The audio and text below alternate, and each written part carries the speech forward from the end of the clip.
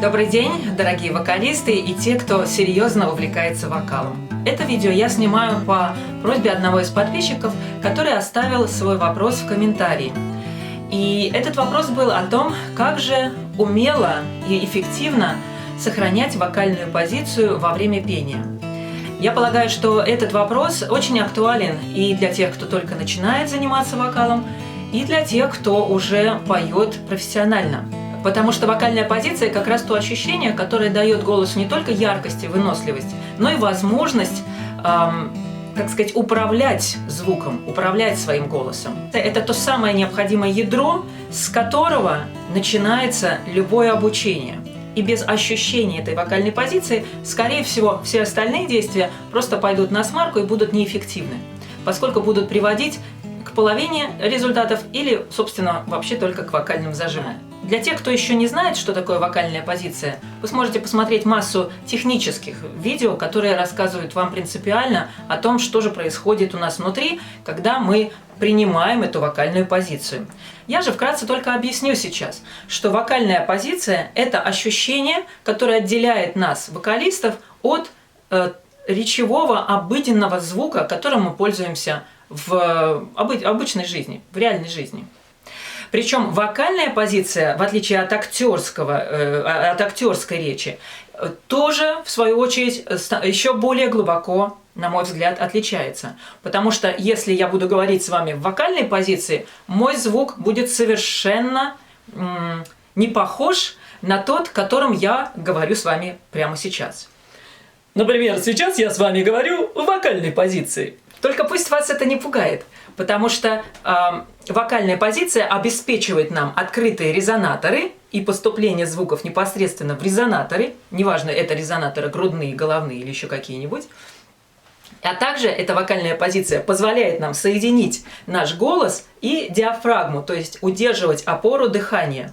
Вот почему она так важна. Замечу, что в вокальной позиции необходимо создать внутренний объем. Это ощущение внутреннего объема. Начинающие обычно неправильно толкуют этот объем, и что они делают? Они понижают кадык, они понижают гортань. И от этого звук становится как бы немного заваленный, более темный и такой проглоченный как бы звук, да, я называю проглотили голос.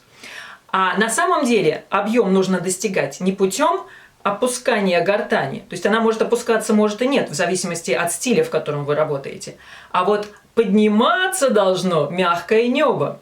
И в поднятом положении мягкого неба вот это ощущение как раз вокальной позиции и создается, и поддерживается, и, в общем-то, это положительное, это правильное ощущение вокальной позиции, когда ваше небо мягкое в состоянии натянутого лука находится. И это самое сложное для достижения действия, потому что, как вы знаете, мы не можем ни пощупать, ни потрогать наши внутренние мышцы вокальные.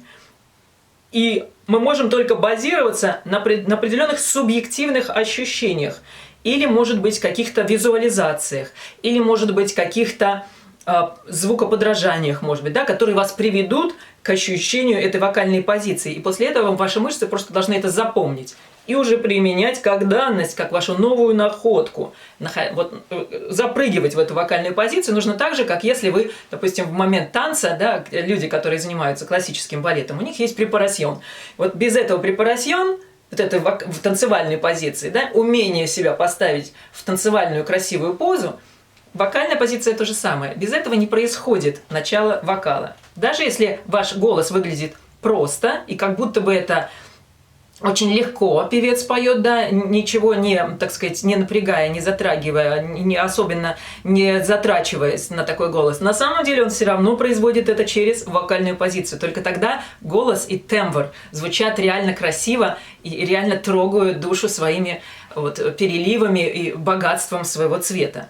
Без этого это просто плоский, некрасивый, примитивный звук. Вокальная позиция, замечу, это не только позиция вокальных мышц или говорительных мышц. Это вообще состояние и позиция всего вашего тела комплексно. Почему?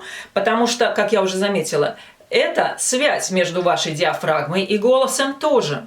То есть, как бы мы ни пучили эти мышцы вокальные, да, искусственно, если мы их принимаем, а они не связаны, нету трубы, труба не открывается, с диафрагмой связи нет, с телом связи нет, то звук все равно будет бесполезно тусклый или зажатый, в общем, катастрофа. Поэтому стараемся сейчас принять вокальную позицию, первоначально принимаем позу статуи, а для меня это, когда если бы меня подвесили на крючок за макушку, макушка и все остальное как бы подвешено тело. Ну, естественно, спина прямая. Естественно, это позиция готовности, позиция лидера, да, позиция вдохновения, можно даже сказать. И далее мы работаем уже с внутренними мышцами. А теперь мы сделаем так. Проглотите слюну. Останьтесь в нейтральном положении. И теперь расширьте ваши ноздри. В момент, когда вы расширите ваши ноздри, вы почувствуете, что ваше небо приподнялось. То есть оно из положения, вот оно выглядит так на картинке, если вы увидите, если в зеркало посмотрите, оно выглядит вот так. В момент высокого неба, вот эта вот центральная штучка там такая висит, она распрямляется, она вверх принимает позицию. Это вот высокая вокальная позиция. А это обычная вокальная позиция. Если у вас это тоже не происходит, никак не получается, возьмите зеркало и откройте свой рот и посмотрите в зеркало. Вы увидите в зеркале, некоторые люди, к сожалению, даже если им нужно, вот у меня даже домашние мои некоторые, хочется им помочь, допустим, человека ангина там, да, или просто посмотреть, горло красное или нет, болит горло. Эти люди, к сожалению, не могут открыть горло так, чтобы я увидела гланды. Почему? Потому что у них язык вот так пучится, и мышцы совершенно не реагируют ни на какие рефлексы для того, чтобы открыться. Да? То есть нету возможности вообще у человека управлять своими глоточными мышцами.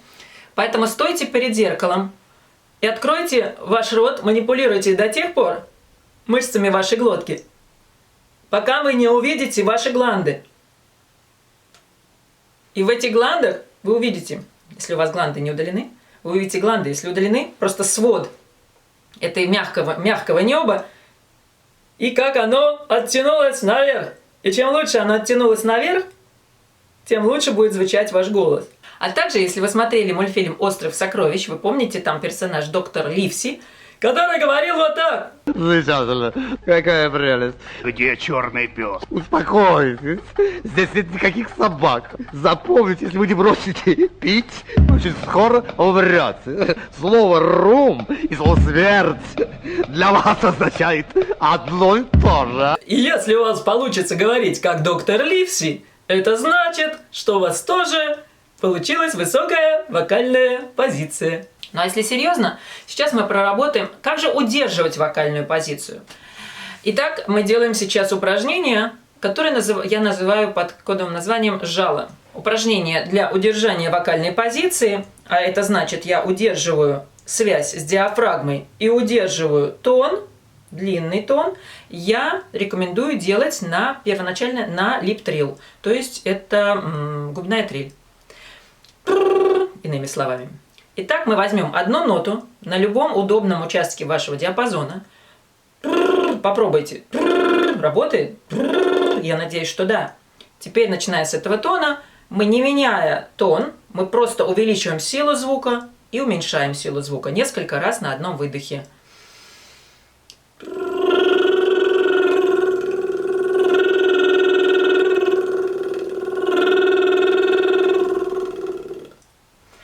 В этом упражнении вы почувствуете, чтобы удерживать эту вокальную позицию, вам придется регулировать дыхание и в то же время постоянно удерживать этот тон. Как только у вас позиция валится, у вас либо интонация сползет, либо губы тоже развалятся, не смогут удерживать ваше жало. Отлично работает для упражнений на удержание вокальной позиции такой способ, как филировка звука. Вы знаете, что филировка звука – это значит постепенное угасание звука. И это угасание будет невозможным для вас, если у вас мышцы не удерживают вокальную позицию, то есть высокое небо. И вот сейчас мы будем проверять, а заодно и тренировать вокальную позицию на основе филированного звука. Что значит филировка? Я беру звук крупно, и потом постепенно он у меня исчезает.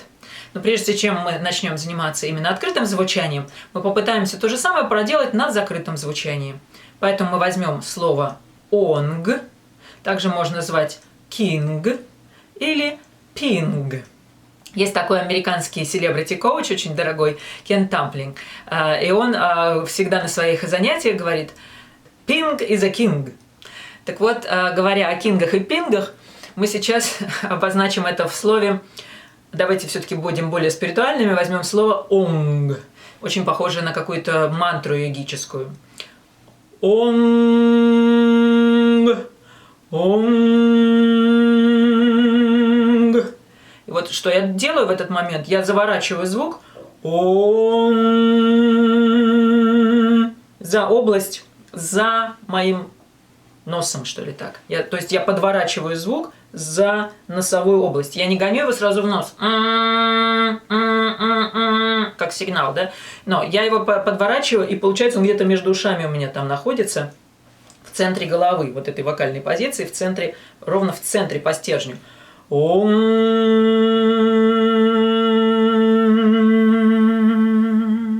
И исчезаю в нем. Куда я в нем исчезаю? Я исчезаю в нем через ноздри. Если вы помните, в самом начале мы говорили о том, что расширенные ноздри поднимают нам верхнее мягкое небо. Поэтому очень легко исчезать, филировать звук именно через ноздри. Чем в прямом звучании «о» через рот. Если у вас есть интерес к развитию голоса, у меня есть специальный курс, который называется «Фитнес для голоса». Вы можете найти линк в описании к этому видео. Там я даю множество интересных, неизбитых упражнений, которые помогают вам размять свой голос, сделать его пластичным, а значит выносливым, богатым на краски. Обратите внимание на ссылочку под этим видео. И другая еще интересная визуализация, которую вы можете проделать, это выдох, который вы будете совершать на ладошку. Причем этот выдох у вас будет 50% нос, 50% рот. То есть ощущение, что я дышу на ладонь, горячим-горячим медленным выдохом, чтобы прямо горячая была ладонь. Заметьте, как широко открыт рот, челюсть висит, и у меня часть порции воздуха выходит через ноздри, часть порции все-таки еще продолжает выходить через рот, то есть в два.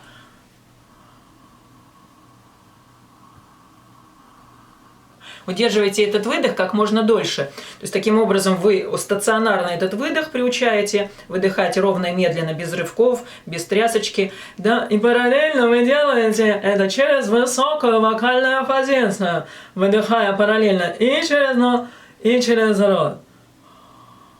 Потом вы медленно можете туда даже немножко звучок добавить.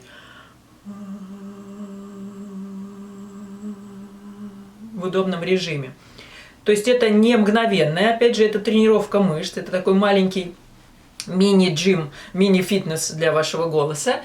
И постепенно вы почувствуете, как вам удобно оставаться вот в этой приподнятом состоянии статуи, да, в приподнятом состоянии вокального неба. И сейчас мы сделаем еще одно упражнение, которое соединяет у нас, сразу два будет, да, соединять регистры грудь и голова, но при этом мы будем сохранять высокую вокальную позицию, и что интересно, тренировать ее мы будем совершенно не на громком звуке, а наоборот, на тихом звучании.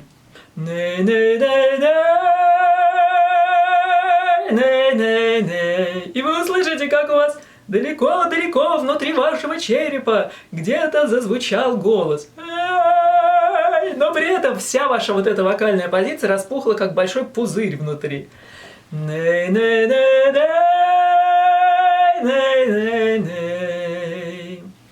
Если у вас это получится, довольно удобно, красиво, естественный такой далекий звук, приглушенный, где-то там в центре, да? Можете повторить несколько раз эту же ней-ней-ней наверху. И очень важно делать это тихо. Как только вы начнете напирать на звук, скорее всего, вокальная позиция сожмется, дыхание уплотнится и горло зажмет. Поэтому делайте это именно с чувством открывания распускания, да, набухания, тогда это именно породит вот эту высокую вокальную позицию, а не просто ядовитый крик или, хуже того, носовой звук. Носовой звук нам нужен, но не сейчас. Об этом мы будем говорить в разделе «Вокальные приемы» в другом видео. А пока обратите ваше внимание на то, как воспитать красивую вокальную позицию и научиться ее удерживать длительное время. Все равно как танцор, да, держать свою осанку. Ну что ж, если есть еще какие-то вопросы, обращайтесь в комментариях. Если что-то было непонятно, я также смогу вам ответить, если я узнаю об этом через ваши комментарии. Остаюсь с вами на связи и увидимся в следующем видео.